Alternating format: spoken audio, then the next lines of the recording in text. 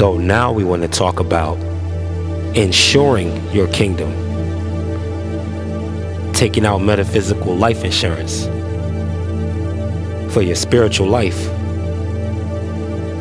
We're in Proverbs chapter 8, starting with verse 34.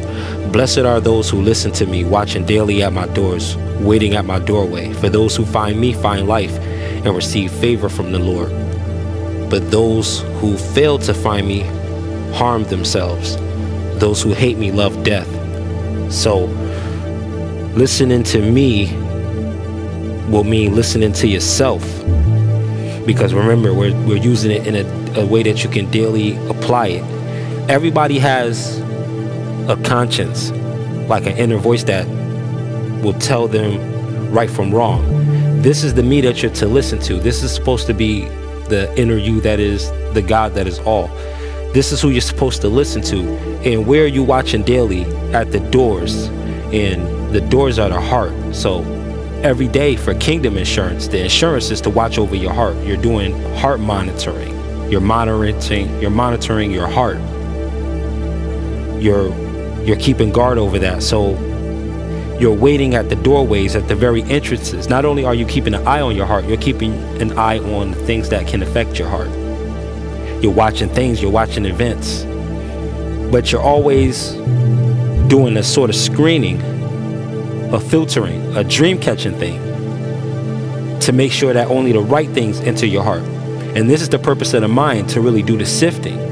So the mind has its job too, to pick the most applicable thought that's in concert with the heart, and then begin to rehearse it, double it, triple it. And then once that is ingrained, it goes down into the heart to manifest. So the mind has its job, but the inner eye that you are, that animates the entire body, is your job to place your consciousness over your heart. And your mind is going to do the sifting on default, because all is mind. So consciousness will go wherever you intended. If you find yourself, you find life. Most people never find themselves. They find everything else but themselves and continue to search for everything but themselves. But once you find yourself, you'll attract the things that really belong to you, that you really deserve, that really are a perfect fit for you. These things will come looking for you. So find yourself first. If you find yourself, you find life. And you receive favor from what? The Lord, the owner, from all. Some belief system would say from all reality. Either way, you'll receive favor, blessing. You'll receive what? Insurance. You'll be insured. And you have different insurance levels. Some people got 50,000 on the cap. Some people got $1 million in insurance. Some people got millions in insurance. So on the metaphysical level, you're just watching over your heart, watching your feelings, really keeping a guard over your emotions, making sure you have full control over your emotions, and your mind is doing the screening, telling you how to feel. Not just letting everything go into the heart, which is like the engine. You don't put everything in the engine. The gas goes somewhere, the oil goes somewhere, the coolant goes somewhere.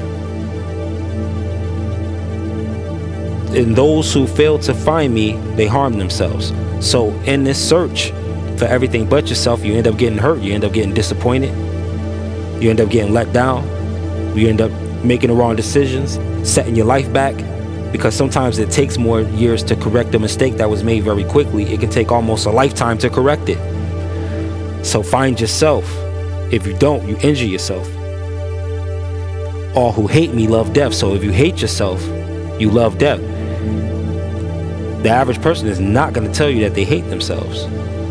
But a fascination with death sometimes can allude to that. And in this passage, it's suggesting that this is what it indicates. The love of death is the hatred of the self. Those who master death and tackle issues regarding death are not necessarily lovers of death.